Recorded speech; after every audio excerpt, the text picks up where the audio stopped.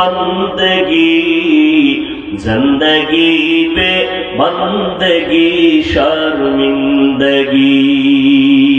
हिदायतेर मालिक के من يهد الله فهو المهتد ومن يضلل فلن تجد له وليا مرشدا।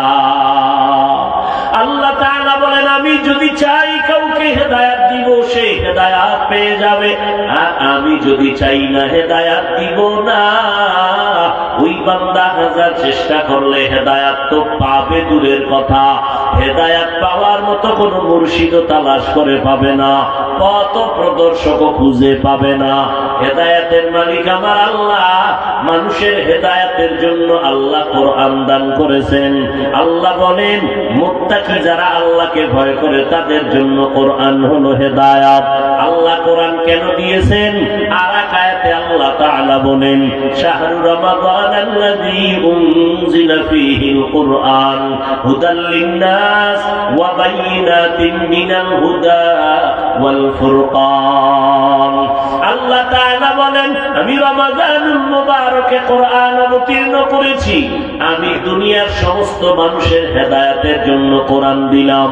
প্রশ্ন বড় জটিল, সারা দুনিয়ার মানুষের জন্য যদি কোরআন হয় হেদায়েত, সারা দুনিয়ার মানুষ কেন হেদায়েত পাইল না? পাইছে? আরে প্যান্ডেলের মানুষ পায় না, দুনিয়ার মানুষ কেমনে পাইব? এই প্যান্ডেলে এত আশিকে রাসূল বসে আছে, ফজরের নামাজ পড়ে নাই, জোহরের নামাজ পড়ে নাই, আসর পড়ে নাই, মাগরিব পড়ে নাই, এশার নামাজও পড়ে নাই। এখানে এশার নামাজ হয়েছে ময়দানে, আশেপাশে মসজিদে হয়েছে। টাটকা আশিকে রাসূল যারা আলেমদের বিরুদ্ধে বেশি কথা কয়, এইরকম কিছু পণ্ডিত আছে মুসলমান, এরা রাস্তায় বিড়ি টানছে, নামাজে যায় না। এরকম কিছু চালাক বাঙালি আছে না? অতি চালাক। চালাক ভালো, অতি চালাক ভালো না। অতি চালাকের আর এক নাম বেয়াদব।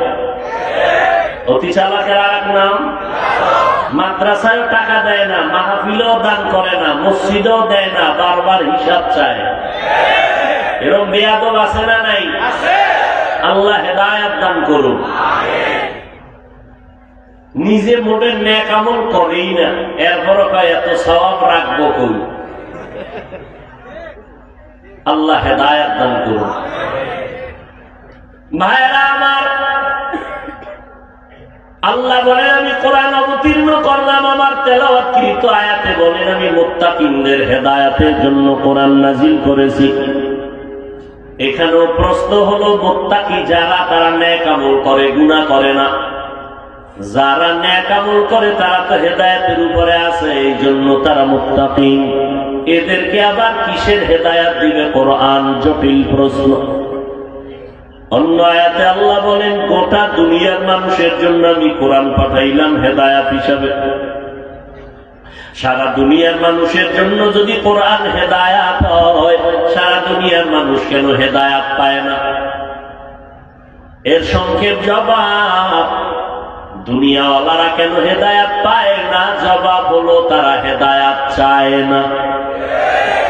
হেদায়েত যে চায় সে পেয়ে যায়। এই সাউন্ডটা এরকম করেন কেন বারবার? কই মেশিন গলা কই? রিভার দেন, ইকো কমান, ইকো বন্ধ করেন, রিভার দেন। ভাইরা আমার,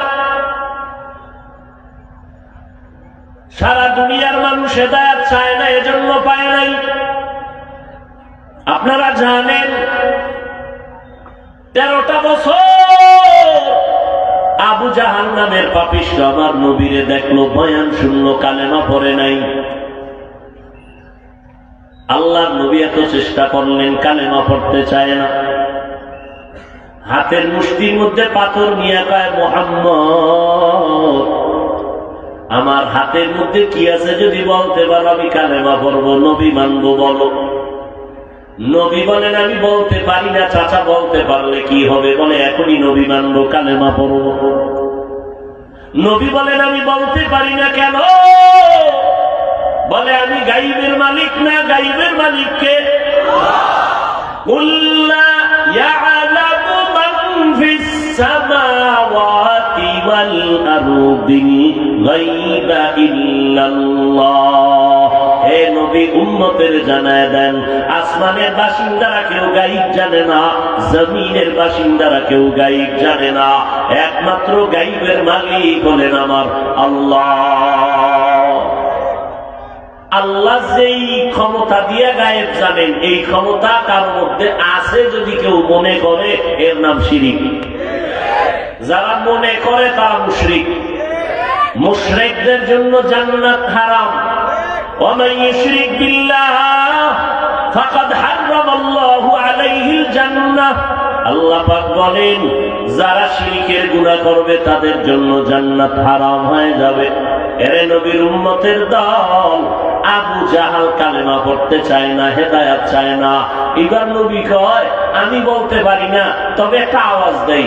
এই আবু জাহালের হাতে যা আছো, কি আছো, তোর একটা আওয়াজ দে তো। সাথে সাথে পাথরগুলো কালেমা পড়া শুরু করলো। আরো আস্তে করে বলেন। আবু জাহাল পাথরগুলো মাটির মধ্যে ফেলে কয়, মুহাম্মদ বড় জাদুকর। কি বুঝলেন? হেদায়েত চাইছে, চায় না, এজন্য আবু জাহাল পায় নাই। আর ওমরের মতো বান্দা তরবারি নিয়ে নবীর গর্দান কাটার জন্য রওয়ানা। আল্লাহর কোরআনের নজর লাগছে, বর কলবের মধ্যে জালজালা শুরু হয়ে গেছে। সেই ওমর আইসা আমার নবীর হাতে কালেমা পড়ে মুসলমান হয়ে গেল। আল্লাহ এত সম্মান ওমরের দান করেছে। আল্লাহ ওমরের কথার উপরে একমত হইয়া কোরআন শরীফে আয়াত নাযিল করে আল্লাহ কয়, নবীজি আমি ওমরের কথা মেনে নিলাম, আপনিও মেনে নেন।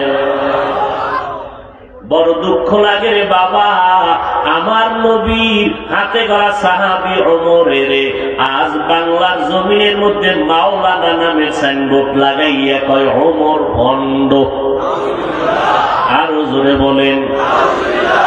সাবধান, সাহাবায়ে কেরামের বিরুদ্ধে যারা কথা বলবে তারা বাতিল, তারা ভণ্ড। সাহাবায়ে কেরামদেরকে যারা ইশারা ইঙ্গিতে বিরোধিতা করবে, লেখার মাধ্যমে বিরোধিতা করবে, তারা রাসূলের দুশমন। সাবধান হয়ে চলতে হবে ও নবীর উম্মতের দল। আমার নবীর যুগে ভণ্ড বাতিল ছিল নি? ছিল না? জানা থাকলে বলবেন। নবীর যুগে ভণ্ড ছিল নি? বাতিল ছিল নি? নবী বাতিলের মোকাবেলা করছেন নি? করেন নাই? বাতিলের মোকাবেলা করা নবীর সুন্নাত, কোরআনের আইনে ফরজে আইন। কুনতুম খায়রা উম্মাতিন উখরিজাত লিন-নাস তা'মুরুনা বিল মা'রুফি ওয়া তানহাউনা 'আনিল মুনকার ওয়া তু'মিনুনা বিল্লাহ। মুহাম্মাদের উম্মত বড় দামি কেন? তাদেরকে দুইটা দায়িত্ব দেওয়া হয়েছে। তোমরা মানুষকে ঈমান আমলের দাওয়াত দাও, আর যারা ঈমান আমলের বিরোধিতা করবে তাদের বিরুদ্ধে প্রতিবাদ জানাও। এরে নবীর উম্মতের দল, আল্লাহর দ্বীন নিয়া, কোরআন নিয়া, ইসলাম নিয়া, নবী নিয়া, সাহাবায়ে কেরাম নিয়া যারা বিরোধিতা করবে, উল্টা পাল্টা কথা বলবে, তাদের ব্যাপারে জবান খুইলা উম্মতকে সজাগ করা এটা ফরজে আইন। যদি কেউ কয় এটা গীবত হবে, আমি বলবো গীবত হলেও সওয়াব হবে। বলবেন হাফিজ ভাই দলিল, ওয়াইলুল লিকুল্লি হুমাযাতিল লুমাযা আল্লাযী জামাআ মালান ওয়া আদ্দাদা। আল্লাহ পাক বলেন, যারা গীবত শিকায়ত করে তাদের জন্য ওয়াইল নামক জাহান্নাম। ওয়াইল নামক জাহান্নামটা বড় নিকৃষ্ট জাহান্নাম। গীবত শিকায়ত যারা করবে, এই সূরাটার ব্যাখ্যা যদি আপনারা মোবাইলেও ডাউনলোড করে দেখেন, ও যুবকেরা মোবাইলে ডাউনলোড করো, সার্চ দাও বাংলা কোরআন, বাংলা কোরআন লেখা ডাউনলোড করো, সূরা হুমাযার মধ্যে দুইটা ব্যাখ্যা পড়ো বাংলায়, দেখবা কোন কোন কারণে গীবত করা হারাম, আবার কোন কোন কারণে গীবত করা লাগবে, না করলে গুনাহ হবে। সবের ব্যাখ্যার মধ্যে লেখা আছে। অতএব নবীর উম্মত ইসলামের যদি কেউ ক্ষতি করতে চায় চেহারা পাল্টাইয়া ইসলামের ব্যানার লাগাইয়া সাহাবাদের বিরোধিতা করে উম্মতের ঈমানের উপর আক্রমণ করে ওলামায়ে আহলে হকদের দায়িত্ব তাদের মুখ উন্মোচন করে দিবে উম্মতের সামনে। এতে যদি গীবত হইয়াও যায় তাতেও সওয়াব হবে। এলমেরা জাজু করদন বেহিসাব খলকেরা দান জওয়াবে বাসওয়াব আপনা দারত দোস্তে খলকা জাগরা মিস্তে ই খসলত একে দিনদারেরা। দেখতে নাকি চলন বাঁকা, ঠিক না? অনেক চালাক পাবলিক আছে না? আহা, কোরআন তেলাওয়াত আমি করতেছি, আপনারা শুনতেছেন, আমিও কথার কথা অর্থ জানি না, আপনারাও জানেন না। বলেন সবাই আল্লাহর মহব্বতে সওয়াব হবে না গুনাহ হবে? কি হবে? আপনি যে অর্থ জানেন না এতে সওয়াব হবে না? বলেন।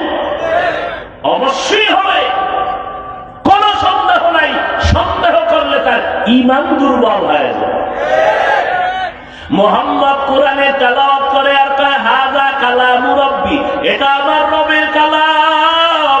মুশরিক বেঈমানেরা কয় মুহাম্মদ নিজে নিজে কোরআন বানাইয়া বানাইয়া বলে এটা আল্লাহর কালাম। আল্লাহ জবাব দিয়া বলে ও মুহাম্মদ বেঈমানের জানায়া দাও যদি মুহাম্মদ কোরআন বানাইতেন তো মুহাম্মদ আলিফ লাম মিমের অর্থ জানতেন। যেহেতু নবীও জানে না, প্রমাণ হলে কোরআন নবীর বানানো না, আমার আল্লাহর কালাম। এক নাম্বার জবাব গেল। দুই নাম্বার জবাব হলো এই অক্ষরগুলো কেন দিলেন? মুমিনের ঈমানটা পরীক্ষা করার জন্য। ও দুনিয়ার মুমিনেরা, আল্লাহর কোরআন বুঝলে মানবা নাকি না বুঝলেও মানবা? যদি কোন মুমিন বলে আমি আল্লাহর কোরআন বুঝলেও মানি না বুঝলেও মানি, ওই বান্দার ঈমান তাজা। আর যদি কেউ বলে আল্লাহর কোরআন আমি বুঝলে মানি না বুঝলে মানি না, যত বড় ভাগ্যওয়ালা হোক সে বেঈমান। তাফসীর মাহফিল লেখছে, তাফসীর একদিনে গিয়ে 1 ঘন্টায় তাফসীর। এক আলেমকে বসায় দিবেন, ঘন্টা 3 আলোচনা করবে মোটামুটি। যেহেতু প্রতি বছর হয়, আরো সুন্দর হবে, বক্তাকে বিষয় লেখা দিবেন পোস্টারে। কারণ 3 দিন মাহফিল, আমি যে বিষয় কইলাম এই বিষয়ে যদি আগামীকাল আর এক বক্তা কয়, হতে পারে না? কথা বলেন না কেন? এই জন্য উচিত বিষয় দিয়া দেওয়া। তাহলে কি হইল, মানুষ 3 দিন মাহফিলে 9 জন বক্তার 9টা বিষয় সম্পর্কে ধারণা হবে, ঠিক না? যারা কর্তৃপক্ষ আছেন বিষয় দিয়ে দিবেন, আর নাইলে আর একটা কাম করবেন। অনেক জায়গায় এরকম, আমাকে বরিশাল অঞ্চলে তাফসীর হয়, ভোলা বরিশাল 5 দিন 8 দিন 10 দিন কি করে এক এক রুকু দিয়ে দেয়। তাহলে প্রথম পারা থেকে শুরু করতে করতে এই বছর 2 পারা শেষ, কথার কথা। আগামী বছর পরের 2 পারা 10 জন বক্তারে ভাগ করে দিবে, আপনি 1 রুকু, আপনি 1 রুকু, আপনি 1 রুকু, কোরআন নিয়ে তরজমা ব্যাখ্যা করবেন। এইভাবে করতে করতে একসময় 30তম পারা শেষ হয়ে যাবে। গোটা এলাকার মানুষ 30 পারা কোরআনের ব্যাখ্যা শুনে ফেলল। কথা ঠিক না? এটা খারাপ বুদ্ধি দিলাম না?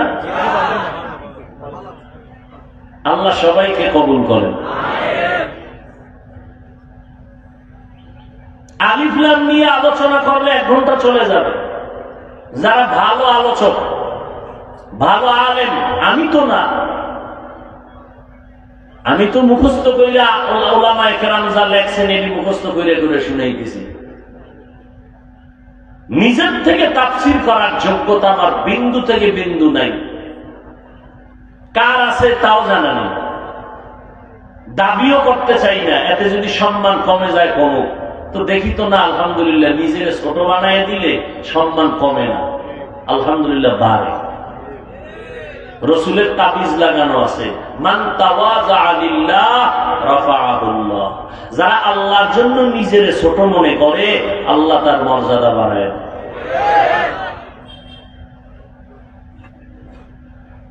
হ্যাঁ, দিল ছোট, আমি ছোট না বড়, এটা তো আমার অন্তরে বিচার তো আল্লাহ করবে অন্তর দেখে, আমার কণ্ঠ দেখে বিচার করবে না। আপনার সুন্দর চেহারা দেখে আল্লাহ বিচার করবেন না। হ্যাঁ, বড় কঠিন জিনিস। ওমরে ফারুক থেকে এক হাদিস আছে, 1 মিনিটে শুনাই। কিয়ামতের দিন 3 জন ব্যক্তিকে আল্লাহ ডাকবেন। শহীদ, যারা যুদ্ধ করে শহীদ হয়েছে, আলেম, দানবীর, যারা দান করে। আল্লাহ ডাকবেন, এই শহীদ,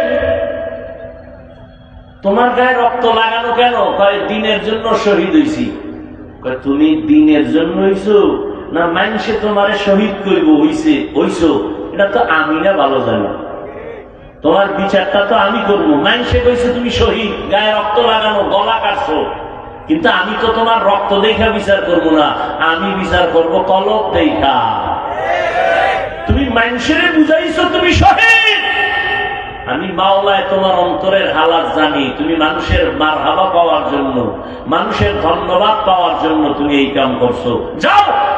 সহিহ হাদিস, বর্ণনাকারী হযরত ওমর ফারুক রাদিয়াল্লাহু তাআলা আব্দুল ইবনে ওমর।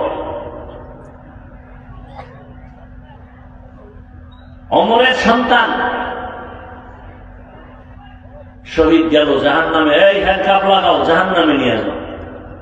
এবার আলেমকে ডাকবে, এই মাওলানা সাহেব, আপনি মাওলানা হইছেন কেন? আল্লাহ দিন এলেন শিখছি, দাওয়াতের জন্য মানুষকে দিনদার বানাবো। আপনি কি বানাইবেন এটা আপনার থেকেও আমি ভালো জানি। মানুষের দেখাইছেন আপনি আলেম না, আমি তো বিচার করবো কলব দেখা। আপনার কলবে তো আমি বুঝছি আপনি মানুষের মারহাবা পাওয়ার জন্য আপনি আলেম হইছেন। মানুষ আপনাকে সম্মান করবে, মানুষ আপনাকে দাওয়াত দিবে, এই জন্য আমার দরবারে নাই। আপনি যে নিয়তে আলেম হইছেন তার দুনিয়াতেই পেয়ে গেছেন। এখন হ্যান্ডকাপ লাগাও জাহান্নামের, ফেরেশতা রেখে জাহান্নামে নিয়ে যাও। সহিহ হাদিস। এইবার ডাকবে দানবীর, এই টাকাওয়ালা, তুমি মসজিদ করছো কেন? মাদ্রাসা করছো কেন? মাহফিলে দান সদকা করছো কেন? গরিবের টাকা দিছো কেন? মানুষ তোমাকে দানবীর বলবে, মারহাবা দিবে। এই জন্য আল্লাহ তখন অন্তরের বিচার করবেন যে আসলেই তুমি দুনিয়া পাওয়ার জন্য দান করছো, মানুষ তোমাকে যেন মারহাবা দেয়। যাও, তুমি দুনিয়ায় পেয়ে গেছো, আমি আল্লাহ তোমার অন্তর দেখে বিচার করলাম, তোমার অন্তরে আমার মোহাব্বত নাই। তুমি মসজিদে দান কইরা উঠাইয়া বলছে না আমার টাকার মসজিদ, এরকম বলে না অনেকে। বাসেলা দুনিয়ায় তোমার ফিনিশ, এবার জাহান্নামের হ্যান্ডকাপ লাগাও। বড় কঠিন বিষয়। দুনিয়ার মানুষ বিচার করে উপরের অবস্থা দেখা, আল্লাহর বিচারের ফয়সালা করেন কলবের হালাত দেখে। আল্লাহ আমাদের বুঝার তৌফিক দান করেন। হ্যাঁ, আলিফ লাম মিম 2 নম্বর জবাব। প্রশ্ন ছিল অর্থহীন অক্ষর দিলেন কেন? দ্বিতীয় জবাব হলো আল্লাহ ঈমান পরীক্ষা করে। ও মুমিন, আল্লাহ কোরআন বুঝলে মানবা নাকি না বুঝলেও মানবা? যারা বলবে আমরা বুঝলেও মানি না বুঝলেও মানি তারা মুমিন। যারা বলবে আল্লাহর কোরআন বুঝলে মানি না বুঝলে মানি না তারা বেঈমান। আমার সমাজে যদি কেউ বলে আল্লাহর কোরআনের অর্থ না যাই না পড়লে কোনো লাভ নাই, তারা ভণ্ড। আলিফ লাম মিমের অর্থ কেউ জানে না, সব মুফাসসিরিনে কেরাম নিচে দিয়ে লেখছেন আল্লাহ এর রহস্য ভালো জানেন। এখন আপনি যদি অর্থ না যাই না আলিফ লাম মিম পড়েন, সওয়াব হবে না? নবী কয় 30টা নেক আমল নামায় লেখা হয়ে যাবে। ই কালামে জিন্দা কোরআনে হাকিম হিকমতে উলাইয়া জালাসত কাদিম। আল্লাহ তাআলা আরেকটা জবাব দিয়ে সামনে আগাই। তৃতীয় জবাব হলো সারা দুনিয়ার অহংকারীদের অহংকার জবাই করেছে। ও জাননেওয়ালারা, বাহাদুরি করা আমার মতো আল্লামা কেউ নাই, আমার মতো বক্তা কেউ নাই, আমার মতো মুফতি কেউ নাই, আমার মতো জাননেওয়ালা কেউ নাই। আল্লাহ কয় বাহাদুরি করিস না, আমি আল্লাহ ভালো করে জানি তুই কত দূর পর্যন্ত জানো। মুসা নবী দাঁড়াইয়া বক্তব্য দেয়, একজন ভক্ত দাঁড়ায় বলেন, নবী বর্তমান যুগে আপনি একজন নবী? বলে হ্যাঁ। একটু জানতে চাই এই যুগের মধ্যে বড় এলেমওয়ালা কে? মুসা নবীকে, আমি ছাড়া বড় এলেমওয়ালা কেউ নেই, আমি বড় আলেম। সূরা কাহাফে ঘটনা আছে, কোরআন শরীফ। আল্লাহর কাছে কথাটা পছন্দ হয় নাই। আল্লাহ কয়, এই মুসা, তুমি নিজের বড় মনে কেন করেছ? যাও, তোমার থেকে ইলমের মধ্যে অনেক বড় ইলমওয়ালা আমার এক বান্দা আছে, তুমি তার সাথে মোলাকাত করো, তোমার থেকেও বড় আলেম। নিজের বড় বাবার কোনো কায়দা নাই। এরে নবীরা আসে, আল্লাহ কয় তুমি এত জানো, এত জানো, এত জানো, এত ইলম তোমার। আলিফ লাম মিম কোরআনের দরজার মধ্যে লেখা দিছি, ঢুকতেই তুমি আলিফ লাম মিমের ব্যাখ্যা কইরা ঢুকো, সেখানে যাইয়েই কও আমি জানি না, আল্লাহ ভালো জানেন। তাহলে তুমি যখন কইছো জানি না, নিজের মধ্যে কথাটা ঢুকাইয়া দুর্বল মনে করো, বাহাদুরি করবা না, আমি আল্লাহর রহমত আনবি। আর যদি আমি সব জানি, কিছুই তুমি জানো না। এরে নবীর উম্মত, আমার নবীর থেকে জাননেওয়ালা আলেম, বড় মুফতি, বড় মুহাদ্দিস, বড় মুফাসসির, বড় দার্শনিক, বড় বৈজ্ঞানিক। ও সিলেটের মুসলমান, মৌলভীবাজারের মুসলমানেরা, একটু বলো, নবীর থেকে বড় দার্শনিক, বড় জাননেওয়ালা আসেনি? আজকে বলেন কেন? নবীর থেকে বড় পীর আসেনি? নবীর থেকে বড় পীর কেউ নাই, বড় দার্শনিক নাই, আমার নবীর থেকে বড় আলেম নাই। সেই নবী ইলম পাইয়া আল্লাহর কাছে শুকর আদায় করেন, উতিতু ইলমাল আউয়ালিন ওয়াল আখিরিন। আল্লাহ আমাকে আউয়াল আখির আদম থেকে ঈসা পর্যন্ত সব ইলম আল্লাহ আমারে একারে দান করেছেন। আল্লাহ কয়, নবী আমি জানি আপনারে কত দূর পর্যন্ত দিয়েছি। নবী খুশি, আমারে আল্লাহ অনেক ইলম দান করেছেন। আল্লাহ কয়, না, মা উতিতুম মিনাল ইলমি ইল্লা কালিলা। আমি আপনাকে সামান্য ইলম দান করেছি, আমার কাছে অনেক ইলম জমা। অতএব আপনি ইলম চাইবেন আমার কাছে, দোয়া শিখায় দেই। নবী আপনি দোয়া করবেন, রব্বি জিদনি ইলমা, রব্বি জিদনি ইলমা। আল্লাহ তুমি ইলম বাড়ায় দাও। নবীরে যদি আল্লাহ ইলম বাড়ানোর দোয়া করার শিক্ষা দিয়ে থাকেন, আপনি আমি বড় মনে করার কায়দা নাই। আলিফ লাম মিম ওই জায়গা দিয়ে অহংকার বন্ধ করে দিলেন। ও বান্দা, তুমি এখানে এসে যখন বলো আমি কিছুই জানি না, এই জানি না বইলা নিজের তৈরি করে নাও, আমি আল্লাহ তোমার অল্প ইলমের মধ্যেও বরকত বাড়ায় দিব। ইলমে রা'জাজ করদান বেহিসাব, খলকে রাদাতান জওয়াবে বাসওয়াব, হক না দারব দোস্তে খলকা জারেদা, নিস্তে ই খসলত একে দিনদারেরা। আমাকে ঘুম আসতেছে, সবে লাইভটা শেয়ার দিবা, সবে লাইভটা শেয়ার করবা, সবে লাইভটা শেয়ার দেখবা, সবে লাইভটা শেয়ার দেখবা।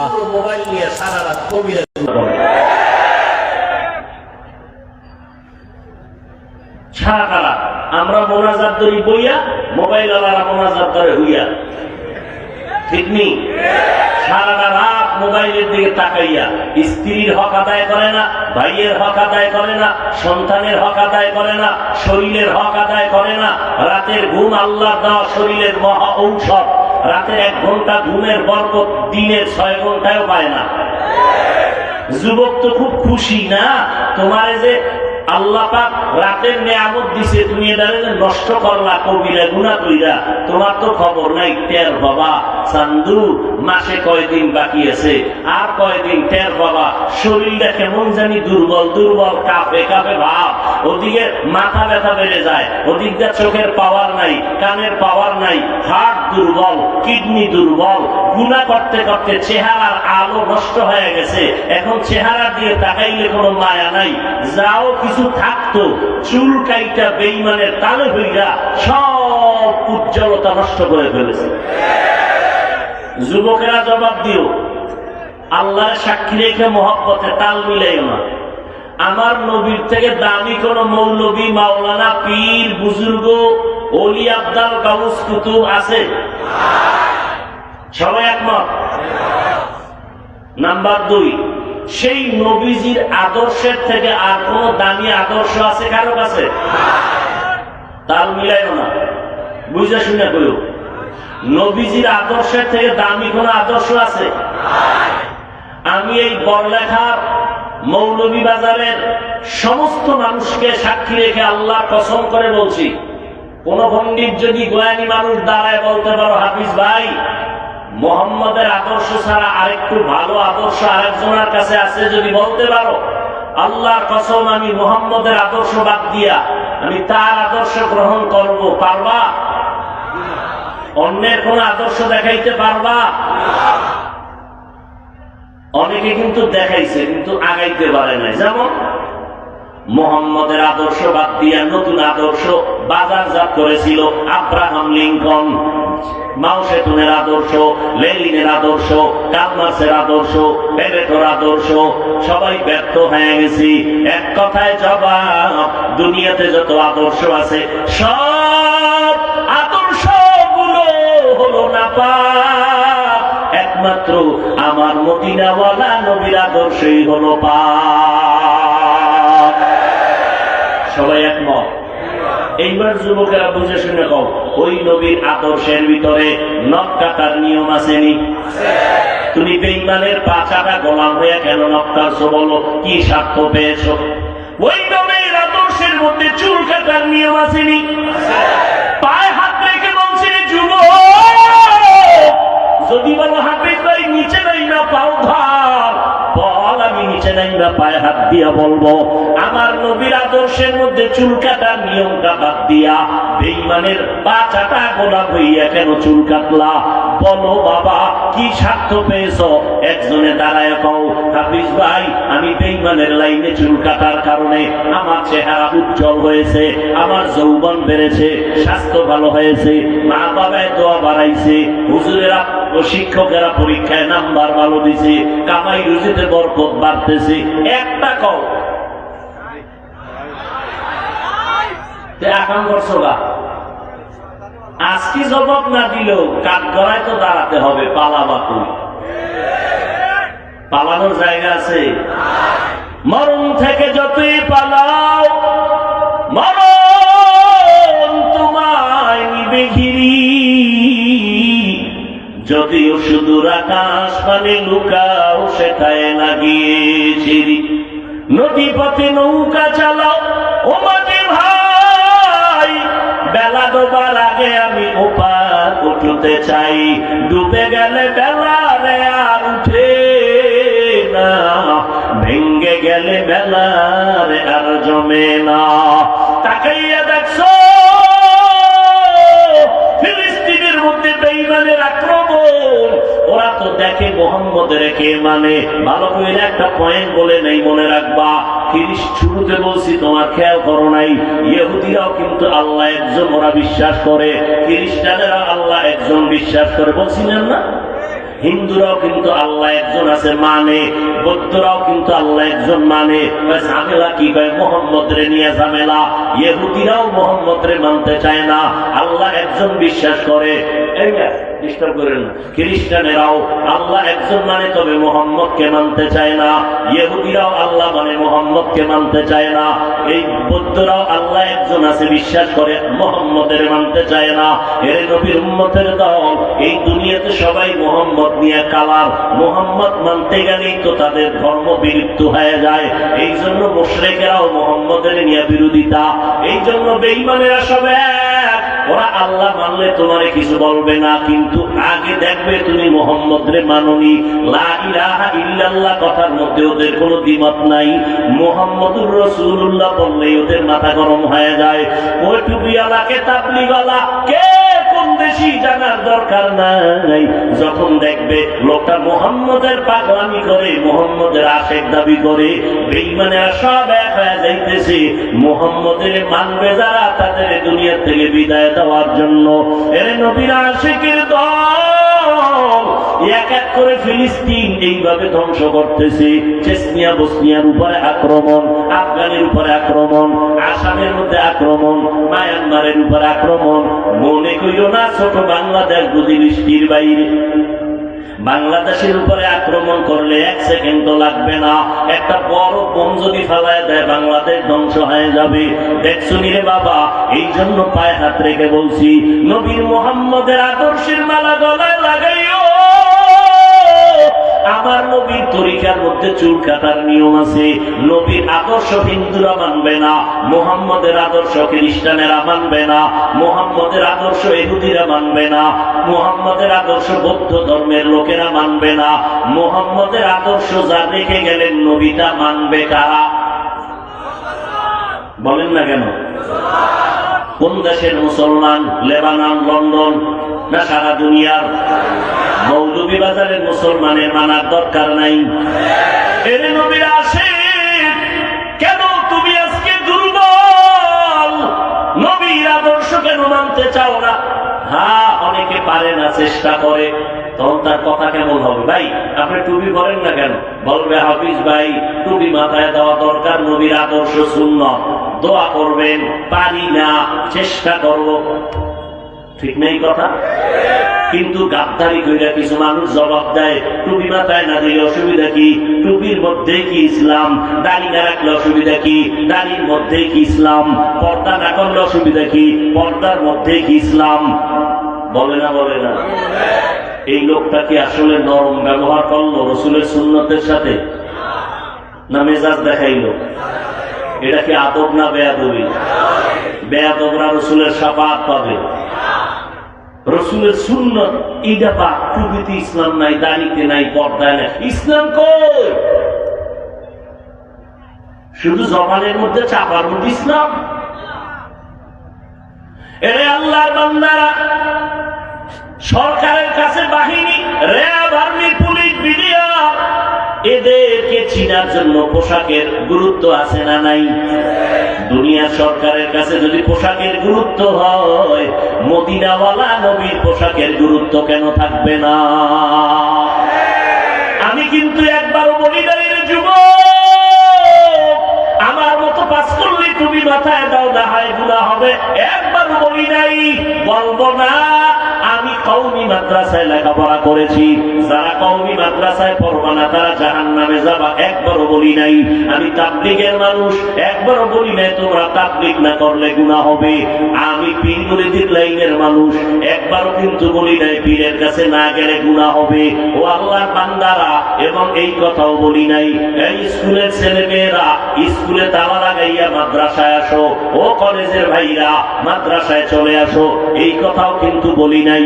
বরং আমি সাহস দিয়া বলি, ও কলেজের ছেলে মেয়েরা তোমরা কলেজ ছাড়বা না, স্কুলের লেখাপড়া বন্ধ করবা না। মাওলানা হওয়ার জন্য তোমাদের দরকার নাই। আমাদের লাইনে মাওলানা মুফতি অনেক হয়ে গেছে। আমার দেশে এখন বেশি বেশি দরকার আদর্শ ডাক্তার, আদর্শ ইঞ্জিনিয়ার, আদর্শ প্রফেসর। আদর্শ ডাক্তারের বড় অভাব, আদর্শ ইঞ্জিনিয়ারের বড় অভাব, আদর্শ প্রফেসরের বড় অভাব। ওই বেঈমানেরা হঠাৎ করে মুসলমানের বয়কট করিয়া কয় মুসলমানের কোনো চিকিৎসা দেওয়া হবে না, ঔষধ দেওয়া হবে না। তখন আমার কলেজ ছেলে মেয়েরা ডাক্তারি পড়িয়া অভিজ্ঞতার আলোকে দাঁড়ায় বলবে, এ বেঈমানের বাচ্চারা, আল্লাহ শুকর, তোরা বেঈমানেরা যদি মুসলমানের চিকিৎসা না দাও, ডাক্তার দিয়ে সার্ভিস না দাও, আমাদের লাগবে না ইনশাআল্লাহ। মুসলমানের জন্য আমরা মুসলমান ডাক্তারেরা যথেষ্ট। মুসলমান কলেজে বড়, এক সময় তুমি ডিসি হও, এসপি হইয়া মৌলভীবাজার জেলায় তুমি বলবা। এসপি যদি ইসলামের লাইনে থাকে, কোরআন পড়নেওয়ালা, মা বাবার খেদমত করনেওয়ালা, ওলামায়ে কেরামের মুহাব্বত করনেওয়ালা, তাহলে আমার সোনার বাংলাদেশে কোরআনের মাহফিলের অনুমতি নেওয়া লাগবে না। ঠিক কিনা বলো?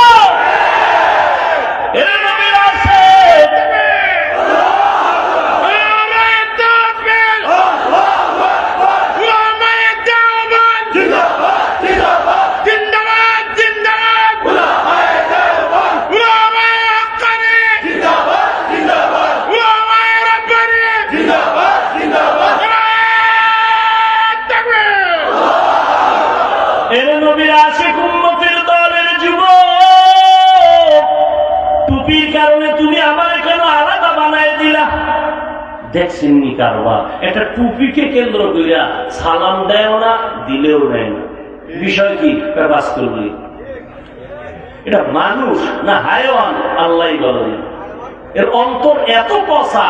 এটা কি ভালো মাছ খায় না সিলেটে হইয়া? পচা মাছই খায়, বেশি বেশি শুটকি খায়। এই জন্য মনে হয় অন্তর খারাপ। বুঝাবার জন্য বলছি, মজা করলাম, রাগ করলাম। সবে লাইভটা শেয়ার করবা, সবে শেয়ার দিবা। একজনে গালি দেওয়ার গুণ অর্জন করলেন, প্রশংসা করার গুণটা অর্জন করতে পারলেন না। এরে নবীর আশিকের যুবক, তুমি কালো আমি সুন্দর, আমি কালো তুমি সুন্দর, তুমি ধনী আমি গরিব, তুমি সিলেটি আমি বরিশালী, যে যেই লাইনের হই না কেন চামড়াটা কেটে দেখবা সবার রক্তের কালার সমান। কি বাহাদুরি করে আমি সুন্দর, তো তোমার রক্ত কি সাদা নি? কি হইল বাহাদুরি? রক্ত সবার এক কালার। ভালো করে বুঝো, তোমার আমার আল্লাহ একজন, তোমার আমার নবী এক, কোরআন এক, কাবা এক, ধর্ম এক, কালেমা এক, দুনিয়াতে আসছি এক, কবরের সাইজ হবে এক, কাফনের সংখ্যা 3টা তাও হবে এক, কালার হবে আলাদা। সব এক, সবার কালার এক। কে পীরের মুড়ি, কে স্কুলের ছেলে, কে কলেজের ছেলে, কে মাদ্রাসার, কাফনের মধ্যে ঢুকার পরে কোনো ভেদাভেদ নাই, সব এক। কবরের সাইজও এক, কবরের মধ্যে রাখার পরে প্রশ্ন হবে 3টা তাও এক, সবার বেলায় 3টা প্রশ্ন। রবের পরিচয় দাও, ধর্মের পরিচয় দাও, রাহমাতুল লিল আলামিনের পরিচয় দাও। তোমার আমার আল্লাহ এক, নবী এক, কোরআন এক, কাবা এক, ধর্ম এক, কোরআন এক, বাইতুল্লাহ এক, তোমার আমার দুনিয়াতে আসা এক, যাওয়াও এক, কাফন কালার তাও এক। এরপর কেন তুমি বান্দা আল্লাহকে মানতে চাও না? আমিও মুসলমান, তুমিও মুসলমান। যুবক ভাই, আমি টুপি মাথায় না দিলে বড় লজ্জা লাগে, আর তুমি কেমন মুসলমান? টুপি মাথায় দিলে তোমার লজ্জা লাগে। আমি দাড়ি কাটতে লজ্জা পাই, তুমি মুসলমান দাড়ি রাখতে লজ্জা পাও। আমি লম্বা জামা না পরলে লজ্জা পাই, তুমি লম্বা জামা পরতে লজ্জা পাও। আমি মসজিদে না ঢুকতে লজ্জা পাই, তুমি মসজিদে ঢুকতে লজ্জা পাও। একটু চিন্তা করো, তুমি কেমন মুসলমান? আমরা টুপিদারির কারণে, নামাজের কারণে, পর্দার কারণে, নবীর মানার কারণে সম্মান কমে গেছে, সম্মান কমছে। এর যুবক, সম্মান দেওয়ার মালিক আমার আল্লাহ। আল্লাহ তাআলা তো সম্মান দান করেছেন, ভাষা নাই বুঝাবা। আমি গোপালগঞ্জ করোনার আগে এক মাহফিলে গেলাম, বড় এক ব্যক্তি, নাম কইলে অনেকেই চিনবেন, তার বিশাল প্রতিষ্ঠান বাংলাদেশ। গোপালগঞ্জ আমাকে বয়ানে নিবেন, দাওয়াত রাখলাম। বলে হাফিজ ভাই, আপনাকে হেলিকপ্টারে নিব।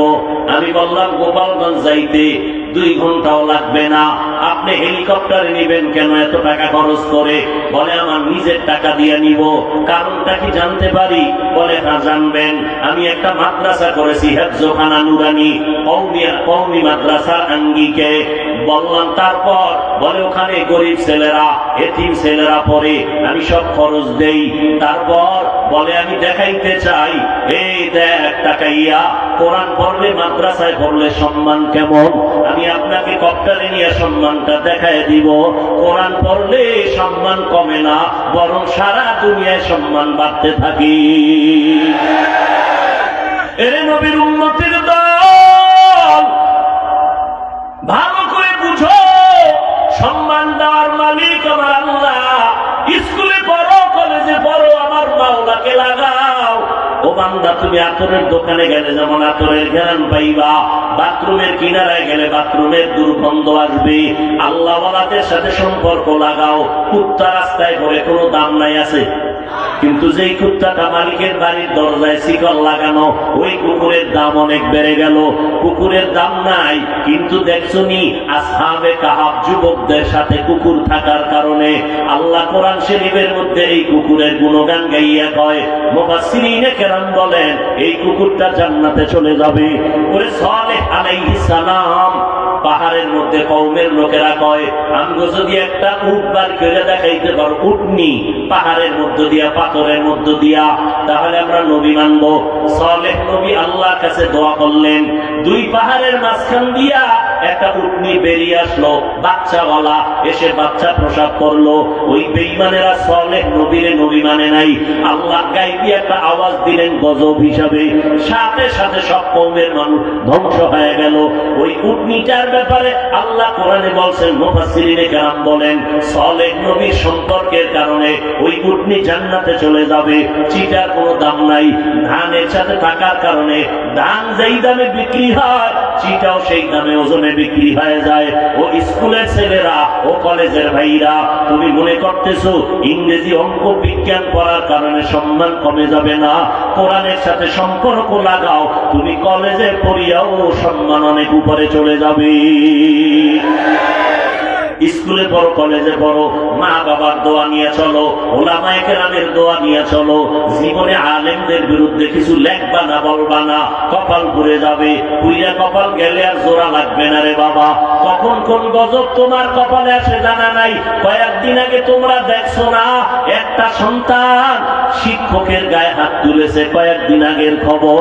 আল্লাহর কসম একবার, আল্লাহর কসম দুইবার, আল্লাহর কসম তিনবার, ওয়াল্লাহি বিল্লাহি তাল্লাহি, এই দুনিয়াতে যদি বান্দা মরার আগে পঙ্গু হইয়া কষ্ট পাইয়া বিছানায় কাঁদতে কাঁদতে মরতে চাও, ভালো করে লিখে রাখলে যুবকেরা, ভালো করে লিখে রাখ, মরার আগে যদি বিছানায় কষ্ট পাইয়া পঙ্গু হইয়া মরতে চাও, মা বাবার সাথে বেয়াদবি কর, ওলামায়ে কেরাম শিক্ষকের সাথে বেয়াদবি কর, আল্লাহর কসম তুই পঙ্গু না হইয়া কষ্ট না পাইয়া মরবি না।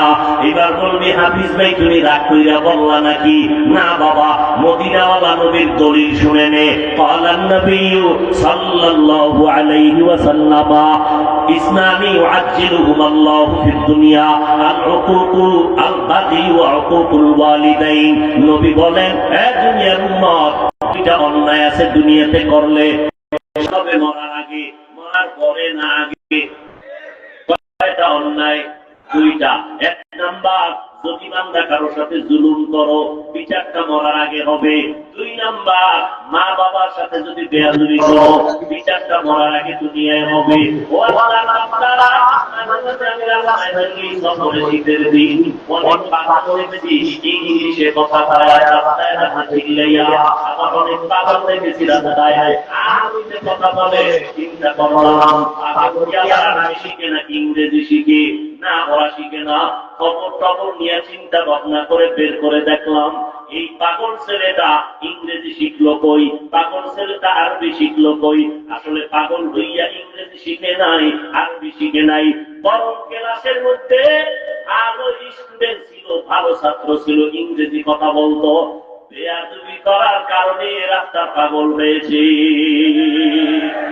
লিকুল্লি শাইইন যিনাতুন ফিল ওয়ারা وزينة المرء تمام الأدب الخطا خائن توفيق آتو بأدب محروم قد فضل رب والله بندرا الله قرآن سينا لگايو আল্লাহ কোরআন পড়িও, যদি পড়তে না জানো মাওলানা কোরআন কম্পিউটার বিলানো নাম গুরুদারিও, আর দিনকারে গরম করে পড়িও। আল্লাহ তাআলা কোরআন এত মজা, আর ওনারা কোরআন তেলাওয়াত করে এত মজা লাগে, রমজানে হাফেজ সাহেবরা তেলাওয়াত করে এত মজা লাগে। ওই কোরআনটা শিখতে পারি নাই, ও আল্লাহ কোরআনের নূর আমার সিনায় দান করো, আমাকে কোরআন শিক্ষা করার মতো তৌফিক দান করো। আল্লাহ কোরআন মুত্তাকিদের জন্য হেদায়েত, ও দুনিয়ার মানুষ আল্লাহ কোরআন ছাইয়া দিয়া আজকে তুমি বিপদের লাইনে দাঁড়ায়। নবী জানেন দিয়ে গেছে, দুই সিঁড়ি ধইলে দুইটা কোনদিন বিপদ আসবে না, সম্মান কমবে না। এক নম্বরে কোরআন, দুই নাম্বার হলো পয়গম্বরের সুন্নাত। নবীর আদর্শ মুসলমান ছাড়া কেউ আমল করবে না। ও নবীর উম্মতের দল, আজকে দুনিয়ার মাঝে যুক্তি দাও, তুমি মাথায় দিয়ে জামা জমা করলে শরীর গরম লাগে। কোর্টে গিয়ে দেখো উকিল মেরে চালায়া দেখুনি ব্যবসা লাগাইয়া উঠে আবার কালা কোট করছে, এরপরে আবার আহা এরপরে আবার বুঝা হইয়া সুবিধা এরপরে কোট করে। যদি পোশাক না করে কোটটারে অ্যাকসেপ্ট করবে না। এবার বলো, ও ভাই আপনার এত গরম কি লাগে না? গরম টরম বুঝি না, ঠান্ডা বুঝি না, এটা আমার ইউনিফর্ম, আমার চাকরি, আমার ডিউটি। মদিনার আশেক যারা কোন যুক্তি টুক্তি বুঝি না, আমার নবীর আদর্শের টুপি, এই টুপি ছাড়া যাবে না। নবীর আদর্শের দাঁড়িয়ে আমি ছাড়তে পারি না। পাল্লা দিতে রাজি, ইমান দিতে রাজি না। ও যুবক, ও পর্দার আম্মা জানেরা, আপনাদের এত সম্মান আমার নবীর মাধ্যমে আমার আল্লাহ বাড়ায় দিয়েছেন। আপনারা নবীদের মায়ের মতো মা, আপনারা সাহাবায়ে কেরামের মায়ের মতো মা, আপনারা আলেমদের মায়ের মতো মা, আপনারা খাদিজা রাদিয়াল্লাহু আনহার মতো নারী, আপনারা ফাতেমা রাদিয়াল্লাহু আনহার মতো নারী, আপনারা আয়েশা রাদিয়াল্লাহু আনহার মতো নারী, আপনারা ঈসা নবীর মা মারিয়াম আলাইহিস সালামের মতো নারী, আপনারা ইসমাঈল আলাইহিস সালামের মা হাজরা আলাইহিস সালামের মতো নারী, আপনারা ফেরাউনের স্ত্রী আসিয়ার মতো নারী। এই ফেরাউন আল্লাহরে আল্লাহ মানে না, নিজে খোদা বলে দাবি করে, আর তার স্ত্রী আসিয়া এমন দামি হয়ে গেল, জান্নাতে আমার নবীর সাথে জান্নাতে বিয়া হবে। ও পর্দার আড়ালের আম্মা জান, আল্লাহ সন্তান দান করেছেন। অনেকেরা কান্না করে সন্তান পায় না, কত তদবির নেয়। আল্লাহ সন্তান দিছেন, আপনার সন্তানটারে ডাক্তার বানাবেন, বাধা নাই। তবে অন্যায় বিনয় করে বলে গেলাম, কোরআন ধর্মেওয়ালা আদর্শ ডাক্তার বানাইয়েন। আপনার সন্তানটারে ইঞ্জিনিয়ার বানাবেন, বাধা নাই। তবে অন্য কোরআন ধর্মেওয়ালা আদর্শ ইঞ্জিনিয়ার বানাইয়েন। আপনার সন্তানটাকে প্রফেসর বানাবেন, বাধা নাই। তবে অন্য কোরআন ধর্মেওয়ালা আদর্শ ইঞ্জিনিয়ার বানাইন, প্রফেসর বানাইয়েন। ও যুবকেরা, মা বাবার দোয়া ছাড়া আগাইতে পারবা না। এই দুনিয়াতে যত ভালো ভালো ভালো ভালো সন্তান দেখো, সবগুলো মায়ের অবদানের কারণে, বাবার দোয়ার কারণে। ওই মা বাবার সাথে বেয়াদবি করে আগাইতে পারবা না। এই চেয়ারে বসছি, মা বাবার দোয়া, চোখের পানি। আজকে তুমি পরীক্ষায় ভালো নাম্বার পেয়েছো, মা বাবার দোয়া আর চোখের পানির কারণে। আজকে তুমি টাকার মালিক, বাড়ি গাড়ির মালিক হয়েছো, সম্মানের চেয়ার পেয়েছো, একমাত্র মা বাবার দোয়া, চোখের পানির কারণে। ওই মা বাবার সাথে যদি অন্যায় করে নাও, হেদায়েতের মালিক আমার আল্লাহ। আবু জাহাল হেদায়েত চায় না, এজন্য পায় নাই। ওমরের মতো বান্দা চাইলে তো পাইয়েই গেল। ও যুবকেরা, বৃদ্ধ বাবাজিরা, ও পর্দার আড়ালের আম্মা জানেরা, আল্লাহর কাছে তওবা করেন। আল্লাহকে মনে মনে ডাকিয়া বলেন, আল্লাহ, এই ময়দানে আমার মতো গুনাহগার কেউ নাই। শয়তানের ধোঁকায় পড়ে গুনাহ করে, হাত না পাক, চোখ না পাক, জিহ্বা না পাক, অন্তর না পাক। আল্লাহর কোরআন সত্য,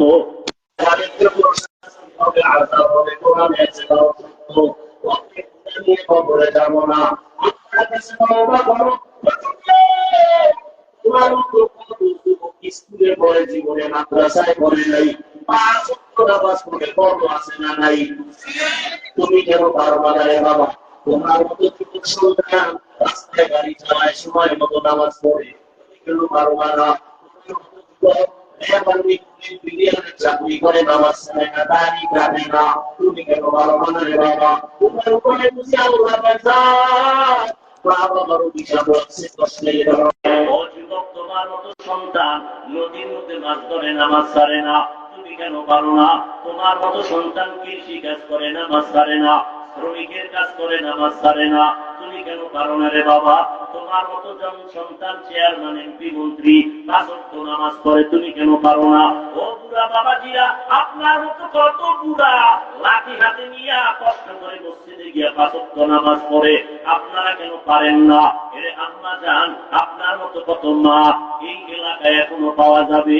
পাঁচ ওয়াক্ত নামাজ পড়ে, স্বামীর মাল হেফাজত করে, সন্তানগুলোকে আদর্শওয়ালা বানানোর চেষ্টা করে। আম্মা জানেরা, আপনারা কেন পারবেন না? ও যুবতী বোনেরা, আপনাদের মতো কত বোন স্কুলে কলেজে পড়ে, মোবাইলে অযথা সময় নষ্ট করে না, চরিত্রটা ঠিক রাখিয়া পাঁচ ওয়াক্ত নামাজ পড়ে। ও যুবকেরা, যুবতী বোনেরা, মানুষের জীবনের সব থেকে দামি একটা জিনিসের নাম চরিত্র। যার লেখাপড়া ভালো কিন্তু চরিত্র ভালো না, কেউ তারে ভালো জানে না। আর লেখাপড়া দুর্বল কিন্তু চরিত্র ভালো, ব্যবহার ভালো, সবাই তারে মহব্বত করে, দোয়া করে। চরিত্র একটা অমূল্য সম্পদ। মোবাইলের দ্বারা চরিত্র আর নষ্ট করিও না। জীবনে তো কম অপরাধ করো নাই, এই অপরাধগুলো যদি মা জানতো, মা তারায় দিত, বাবায় জানলে বাবায় তারায় দিত। আল্লাহ কয়, বান্দা আমি জানার পরে তোরে তারায়া দেই নাই, তওবার পথে ডাকতেছি, আয় তওবা কর। এক ফোঁটা চোখের পানি ছেড়ে যদি তওবা করতে পারো, আমি আল্লাহ তোর জীবনের গুনাহ একটা সেকেন্ডের মধ্যে ক্ষমা করে দিব। পাঁচ বেলার নামাজ ঠিক মতো আদায় করো, মা বাবার দোয়া নিয়ে চলো, উলামায়ে কেরামের পরামর্শ নিয়ে চলো। মনে মনে আল্লাহকে বলো, আল্লাহ এই ময়দানে গুনাহ নিয়ে ঢুকলাম, আর গুনাহ নিয়ে ঘরে যেতে চাই না। জীবনে তো অন্যায় কম করি নাই, আজকে থেকে আর গুনাহ করব না, নবীর তরিকার বাইরে চলব না, মা বাবাকে কষ্ট দিব না, উলামায়ে কেরামের বিরোধিতা করব না, নবীর তরিকার বাইরে চলব না, আর দাড়ি কাটবো না, বেপরদায় চলবো না, আল্লাহ তোমারে বেজার করব না, দেশের বিরুদ্ধে জাতির বিরুদ্ধে ষড়যন্ত্র করব না, তোমার কোরআন পড়ব, তোমার কোরআনের তেলাওয়াতের আমল শুরু করব, কোরআন অনুযায়ী মুত্তাকি হওয়ার চেষ্টা করব।